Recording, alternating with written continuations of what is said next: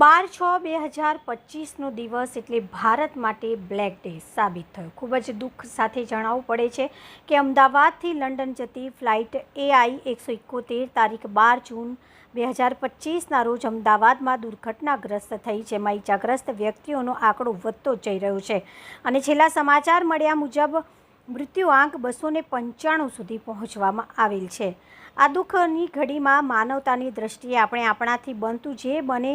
તે કરવાની કોશિશ કરીએ અને આ કોશિશના ભાગરૂપે આપણે કોઈને કોઈ રીતે મદદરૂપ થઈ શકીએ એવો અવસર મળ્યો છે। ત્યારે આજે આપણા સાથી મિત્ર અને દરેક સમાજને સાથે લઈને ચાલતા એવા માલધારી સેનાના ગુજરાત પ્રદેશ પ્રમુખ પંકજભાઈ ઝાપડાના જન્મદિવસ નિમિત્તે તેમની સૂચનાથી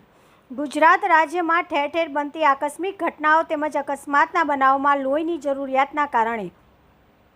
અસંખ્ય લોકોના જીવ ગુમાવવો પડે છે અને આવા દર્દીઓને બ્લડ માટે જ્યાં ત્યાં ભટકવું પડે છે અને આખરે તે પોતાના સ્વજનને માત્ર લોહી નહીં મળવાના કારણે ગુમાવી બેસે છે।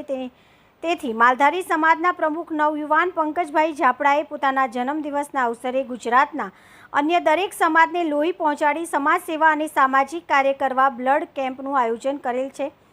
કેમ્પર્સમાં રક્તદાનમાં આવનાર તમામ લોહીની બોટલો જે પણ આવે તે રેડ ક્રોસ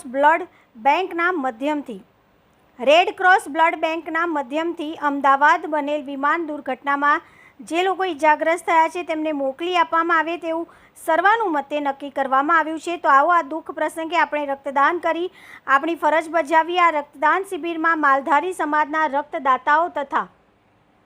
અન્ય સમાજના પણ રક્તદાતાઓ દ્વારા મોટી સંખ્યામાં રક્તદાન કરેલ છે। આ સમયે ધોળકા કોંગ્રેસ ફાઇટર ગ્રુપ તરફથી અશ્વિનભાઈ સોનારા, જિગ્નેશ સિગોર, દિનેશભાઈ ઝાલા,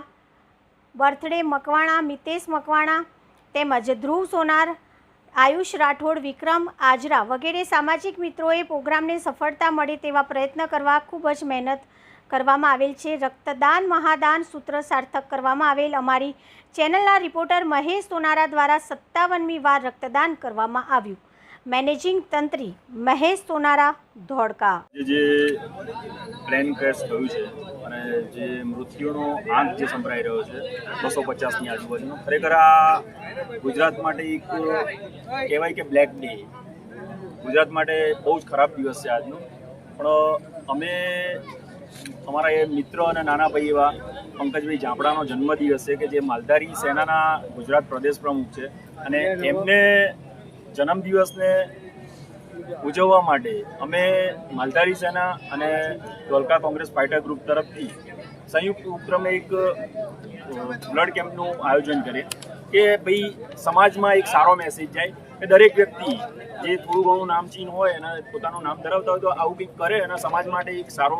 રસ્તો ચીંધે। બધા ઉજવવાના બધા ઘણા રસ્તા હોય છે પણ આ એક બહુ અનોખો રસ્તો છે।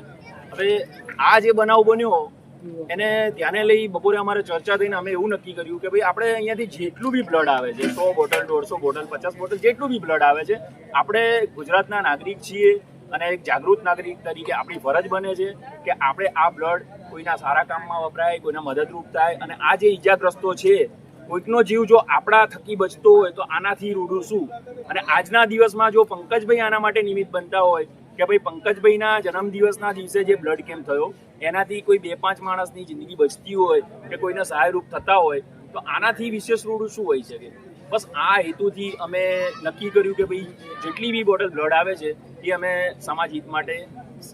રેડ ક્રોસ મારફત, સિવિલ હોસ્પિટલ કે બીજી કોઈ પણ જગ્યા જ્યાં ઇજાગ્રસ્તોને રાખવામાં આવ્યા હોય જેને બ્લડની જરૂર હોય ત્યાં અમે રેડ ક્રોસ મારફત પહોંચાડીશું।